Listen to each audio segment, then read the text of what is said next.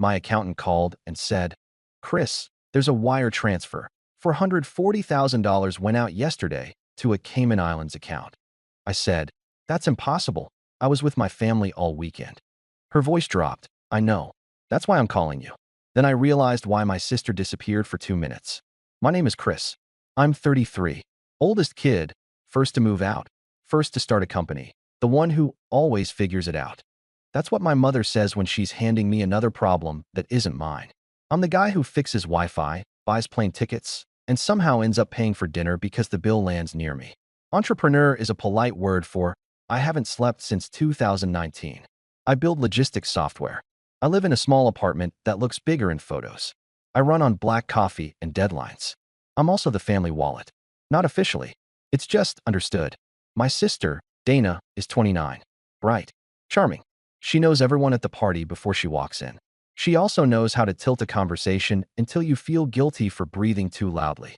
Her favorite line whenever I say no: "It must be nice to forget where you came from." 2 Sundays ago, we were at my parents' place for my mother's birthday. Kitchen loud with voices. Paper plates under the good cake because my father hates doing dishes.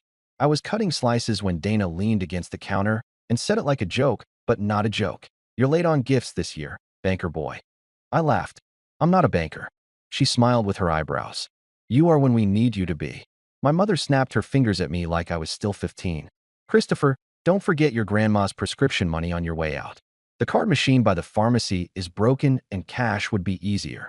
"Mom, I sent you money last week." She waved it away. That disappeared. Life is expensive.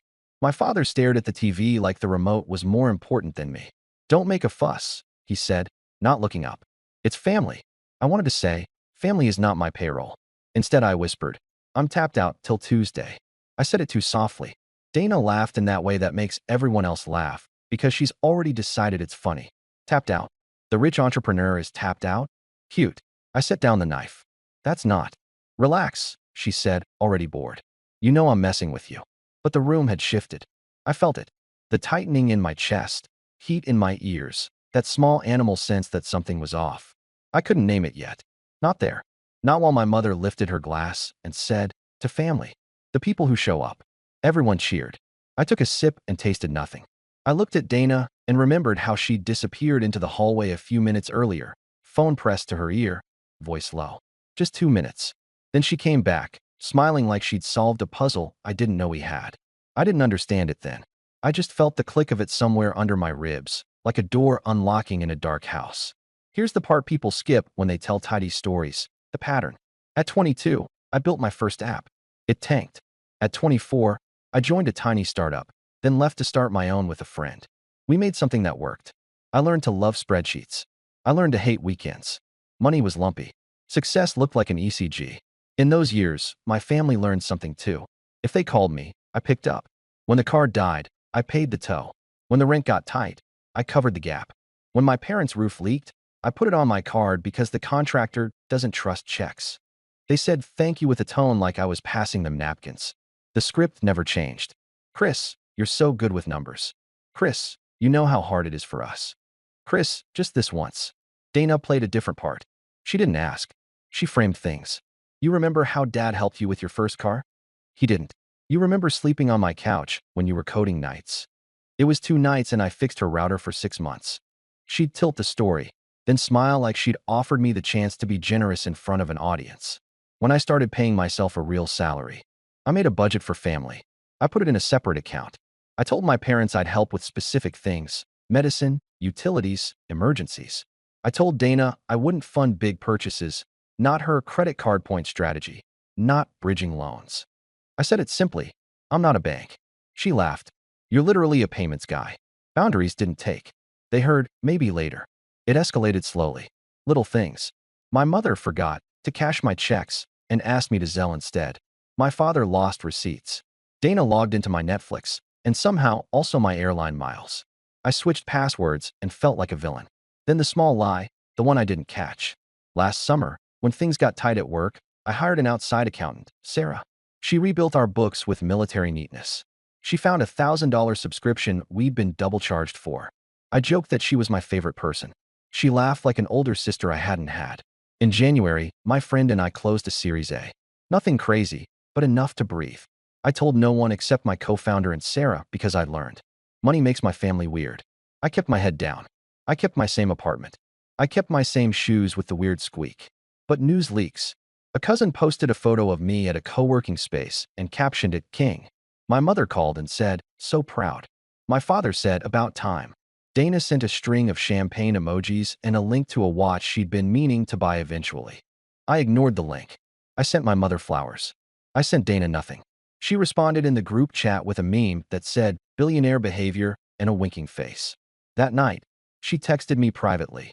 Serious question. I need 20K just for like 2 weeks. Commission clears, and I'll send it back. I typed no and deleted it. I typed a paragraph about boundaries and deleted that too.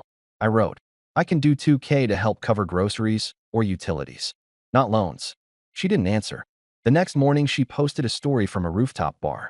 Then the weekend at my mother's birthday, the thing with the 2 minutes in the hallway, and the small click inside me. Monday morning, 8:14 a.m., I was in a Zoom with a client who speaks in bullet points. My phone flashed with Sarah's name. I let it go to voicemail. It rang again. And again. That's not like her. I answered. Her voice was tight. Chris, did you authorize a wire transfer yesterday? Yesterday was Sunday. I know, she said. That's why I'm calling. I switched my laptop audio to mute. How much? A lot. My mouth went dry. How much is a lot? 440. I stared at the ceiling tile above my desk like it could fix me. 1,000. 100, she said. 440,000. Sarah, that's impossible. I was with my family all weekend. I know, she said, and her voice dropped. That's why I'm calling you. I felt the click again. Dana. The 2 minutes. The hallway. I walked to my kitchen because the walls in there feel like a place where true things can be said. Tell me everything. Sarah exhaled. The wire went out from your new high-yield account. Not corporate. Personal. Cayman Bank. The request had your full name, SSN, a PDF of your ID, and a signed letter. I didn't sign anything. I figured. The signature looked traced. I leaned against the counter so hard the wood squeaked. When, Sunday, 1:42 p.m., my brain brought up a photo of my mother blowing out candles at 1:35. It played me the sound of Dana's laugh at 1:38. It showed me my sister stepping into the hall at 1:40 with her phone pressed to her ear. Sarah, I said, can we freeze it? I already called the bank. They flagged it. It's pending final settlement. We have a window. How big? Hours. You have my power of attorney documents. For corporate, not personal. I closed my eyes. Walk me through what you need. She did. I took notes with my left hand because my right hand wouldn't stop shaking. I opened my password manager and changed everything I could think to change. I called the bank, then security, then the fraud line, then back to the bank because the first person pronounced my last name like a question. By noon, the wire was in a holding cell. Not safe. Not gone. Just in the place where money waits to see who cares more. At 12:18, my mother texted, did you make it home okay, honey? At 12:19, Dana texted, are you being weird? You're being weird. I typed, we need to talk, and deleted it. By 12:34, Sarah sent me screenshots. The IP that requested the transfer. The email used to confirm it. The device fingerprint from the login. A repeating pattern over days of failed logins at 2 a.m. Looks like they had your old password, she wrote, and got lucky when you used the same route on that new account. My stomach dropped. 6 months ago, I'd helped my parents with their Wi-Fi. Dana had hovered behind me.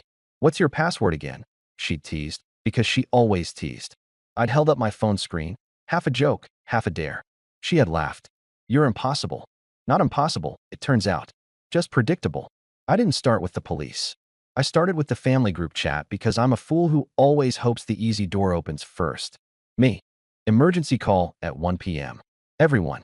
Mom, I'm in a Pilates class, sweetheart. Dad, at work. Dana, make it fast. Me, now. They joined the FaceTime with the lighting of people who don't expect to be caught. My mother smiled too wide. Chris, darling, what's wrong? You look pale. I kept my voice flat. Someone tried to steal $440,000 from my personal account yesterday. Silence. My father blinked. My mother's smile took half a second to break. Dana tilted her head like a cat. I shared my screen. This is the wire request. Here's the signature. Here's the Cayman account. Here's the IP. Here's the device ID. Here are the login attempts from our home network name on Saturday night. Here is the authorization email sent from an address created last week with my initials. but wrong birthday. My mother whispered, "Oh my God." I kept going because if I stopped, the room would fill with fog. Here's the photo of my ID attached to the request. It's my ID, but the edges are jagged where someone traced it. Here's the line where they typed my middle name wrong the way only someone who guesses would type it. Dana crossed her arms. So, I said. So someone scammed you, she said, shrugging. You're not special, Chris. Happens to people every day. You should be more careful with your passwords. I didn't blink. Dana, where did you go for 2 minutes yesterday? At 1:40. She rolled her eyes. Bathroom. Your phone was in your right hand in the hallway, I said. You never go to the bathroom without your phone, but you came back with both hands empty. Where'd you set it while you were in the bathroom? She opened her mouth, closed it. You can't be serious. I am, I said, because the request came in at 1:42 and the IP points to our house. The device fingerprint matches your new phone, and the test email to confirm the transfer uses your backup Gmail you only give to delivery drivers. You forgot you used it for a brunch reservation once and replied to Mom from it. It autofills. My mother said my name like a warning. Christopher. Mom, I said without looking away from Dana. I tapped my keyboard. A new window filled the screen. A photo Dana had posted last week. It was a hand holding a cocktail. Her hand. Her nails with tiny white stars on the ring finger. Next to them, her phone case, clear with a sunflower sticker, mirrored in the glass. The reflection showed her lock screen. That dumb, perfect candid of us at the beach when we were kids. The same lock screen in the security log. Are you serious right now? Dana said. Her voice, for the first time, had a hairline crack. I didn't yell. I didn't move. I just said, I froze the wire. If you tell me now, I can decide how this goes. She laughed, but it was the wrong laugh. Decide? You think you get to decide? You walk around with your startup and your little money and act like you're better than us, but you're not. You're a vending machine with feelings. My father finally spoke. Dana. Just her name. Not a scold. A caution. Her chin went up. I did nothing. Then you won't mind the police seeing your phone, I said. And you won't mind me forwarding the bank's fraud team the IP logs, the device ID, and the video from our doorbell yesterday that shows you stepping outside at 1:41 because upstairs is a dead spot for cell service and you needed signal. Her eyes flashed. You went through the doorbell footage? I installed the doorbell, I said. Remember? I fixed things. My mother reached for words and grabbed the wrong ones. Chris, please. We're family.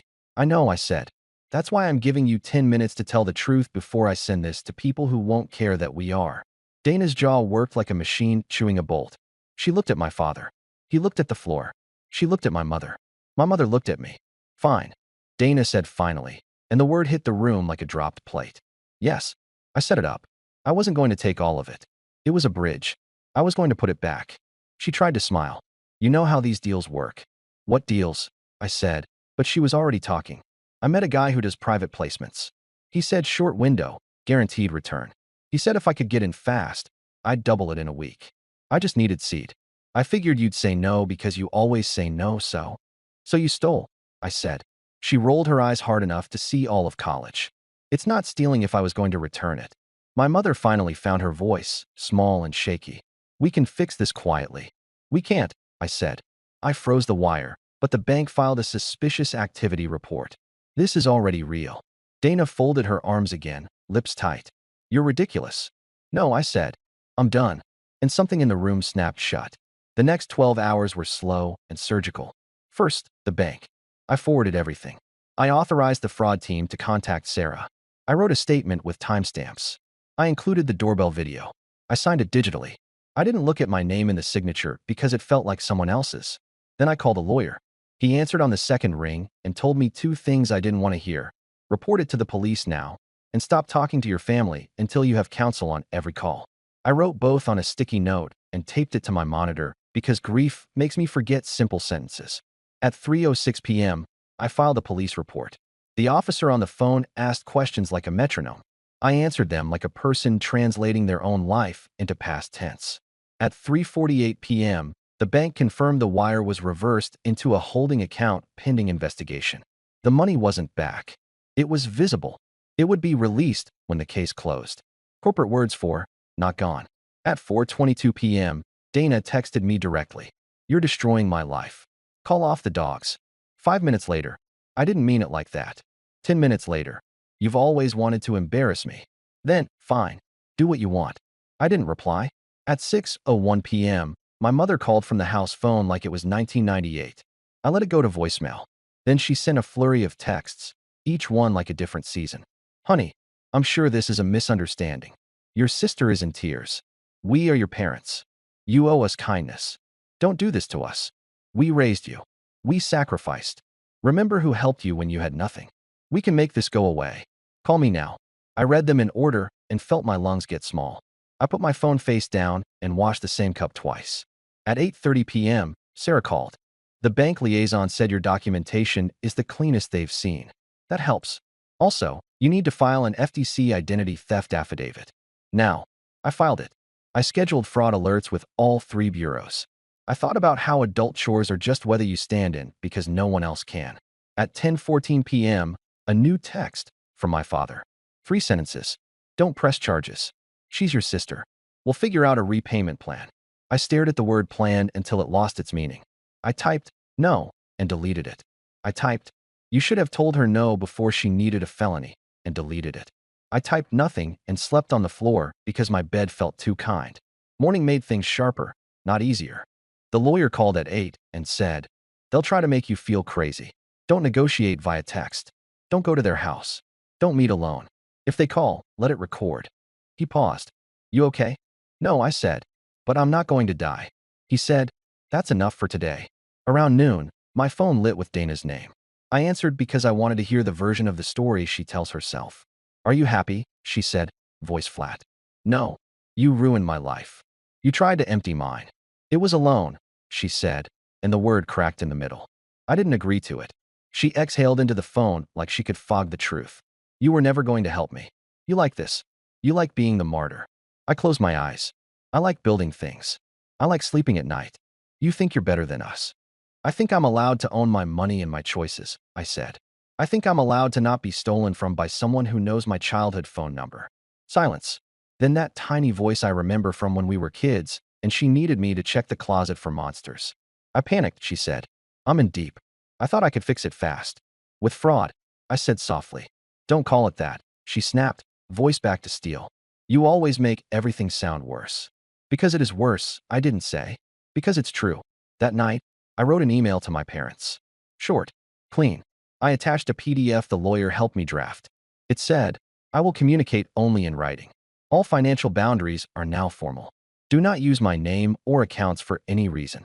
Do not ask me for access. Do not represent me with any institution. If you do, I will treat it as fraud. I hit send and felt like I'd started a fire in a room I was still inside. Days stretched. Work moved. The wire sat in its holding cell. The bank asked for 1 more statement and 2 more screenshots. The police asked to schedule an in-person interview. My lawyer told me not to post anything online. I wanted to post everything. The group chat went silent. Then it roared. An aunt wrote, family is messy. Forgive. A cousin wrote, I heard there was a misunderstanding. A neighbor I barely know texted, we love Dana. Someone from high school DM'd me. My brother did this to me too. I stopped opening messages after that. A week later, the bank released the funds back to my account. No confetti. No banner. Just a balance that made me cry in my kitchen because it was mine again. 2 days later, the detective called to tell me they'd completed the report. Your sister's admitted enough that the DA wants to pursue a plea. They'll ask if you want to recommend conditions. I sat with that. The heavy idea that justice can look like choices you have to make about people you love. My recommendations were simple. Full restitution, financial counseling, community service at a victim assistance nonprofit, and a restraining order if she contacts me outside of counsel. It felt both too much and not enough. The storm didn't end. It just changed temperature. My mother's last message came at midnight. You broke this family. I stared at it as long as I could, and then blocked the number because a boundary isn't a line you draw once. It's a wall you maintain daily. I slept for 10 hours like a person who finally let go of a rope. I used to think closure would look like a speech, that I'd stand up in a crowded room and say, here's every receipt, every screenshot, every time you made me smaller. That people would applaud and the credits would roll. It didn't happen like that. It happened Tuesday at 3:17 p.m. in a Beige County office with a clerk who used 3 paperclips where one would do. I signed the last restitution form. I walked out into bright sun that didn't care who I was. I sat in my car and watched a dad teach his toddler how to press the crosswalk button. The kid pressed it too hard and laughed like he'd broken a rule. I went home. I made pasta. I ate it standing up because sitting still feels like practice for regret. I opened my email and found 2 invoices paid and one message from Sarah that said, "Proud of you."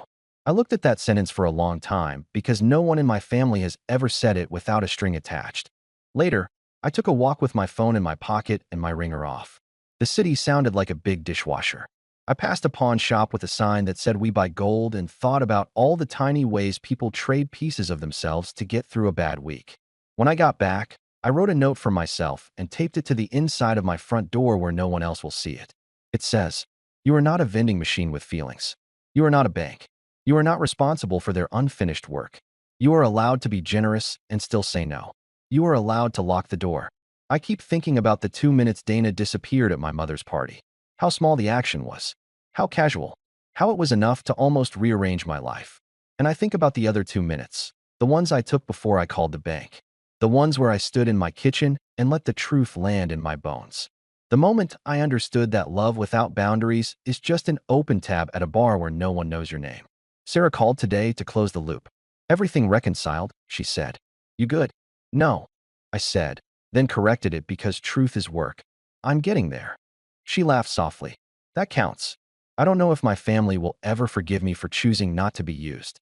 I don't know if Dana will do the counseling seriously or if my parents will ever say the word steal out loud. I do know this. My accounts are mine. My days are mine. My story is mine. Next time someone in my family asks for something that costs me more than money, I'll say no and let it hang there. Not cruel, just clean. I used to think the opposite of love was anger. Turns out, sometimes it's peace. And that's what I wanted all along.